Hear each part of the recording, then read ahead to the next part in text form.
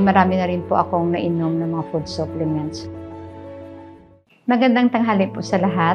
Ako po si Ginang Hinobiba Artajo, 60 years old at isang Ilongga from Bacolod City. Ang ngayon ho naninirahan sa Tansa, Cavite. Na-diagnose po ako since 2013. Bali yearly po ako nagpapa-shockwave kasi every year ho siya bumabalik, nawawala, bumabalik. So yearly, 4 times po ako nagpa-shockwave. Pang 4 times po ay hindi na ho kinaya ng shockwave, hindi siya nailabas. Kaya ho, napunta po sa operation. Na-opera po ako ng 2016 September. Every night po from 6 p.m., ako po ay ilalagnat at nanginginig. Parang ayun po yung sign na may problema tayo sa kidney. Sobrang nalungkot, nagulat, yung para bang isang bagyo na biglang dumating sa buhay ko. Pati family ko po ay talagang napiktuhan din.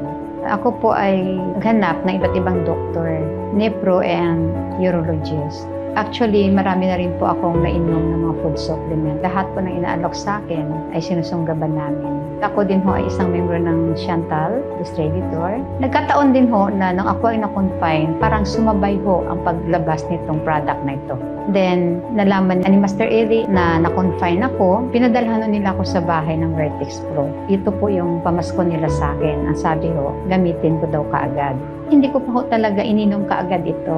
Hinayaan ko lang siya nakapatong sa taas ng ref. Kumbaga hindi ko siya inintindi. Kaso lang, nakita ko nung chinek ko, try ko kaya kasi mayroong bawas na isa. Yung pala inunahan ako ng Mr. Ko, nag-take na siya ng isang capsule. So doon po ako na-convince na i-take ko siya. Nagulat kami, nung lumabas yung nagpa-check agad ako ng kriya ko, biglang bumaba ng 2 point something. Kaya until now, never na ho siya tumaas. Doon lang po siya naglaro, pababa ng pababa. Kaya doon ko masabi na talagang magaling si Vertex Pro dahil dito din sa result na dala-dala ko. Hindi biro ang paglabas ng bato kasi sobrang sakit dahil malaki siya. Kung makita nyo, medyo nag-crack lang siya ng 3 hati dahil inipit ho siya palabas kasi hindi ko kaya ilabas talaga sa labasan ng ihi. Then after po, lumabas si bato, ang aking creatinine po ay naging 1.19 na lang. Ito po yung aking last result last February 20, 2.8. So sabi ng doktor ko, not bad. Okay pa rin. Kaya inaantay ko na lang pagdating ng March na matanggal na po itong catheter na nakadikit sa liig.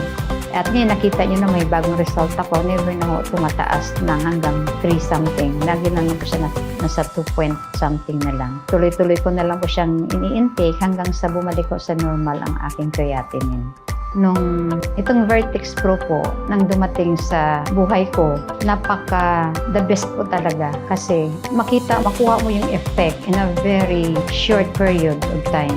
Within 4 days, napag-inom ko ng Vertex Pro. Unang-una, taos puso po ako nagpapasalamat sa Panginoong Diyos. Ganun pangalawa po sa Chantal na siyang nag-produce at siyang naglabas ng ganitong napakagandang food supplement. Pangatlo, sa family ko siyempre na walang sawang sumusuporta sa akin. Maraming salamat po sa inyo.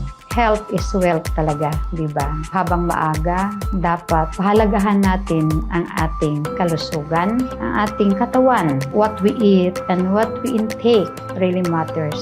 So, dapat huwag abusuhin. Lahat ng sobra ho ay masama. At isang payo, isama niyo ho yung Vertex Pro sa inyong pang-araw-araw na food supplement. Kasi ho, proven na po sa akin. May resulta po ako. Hindi ho ako basta nagsasalita dito nang wala ho akong dalang result. Pati stone ho, dala ko na lumabas sa pamagitan ng ihi. At ito pong Vertex Pro po para sa akin. For me, Vertex Pro is the best. Thank you.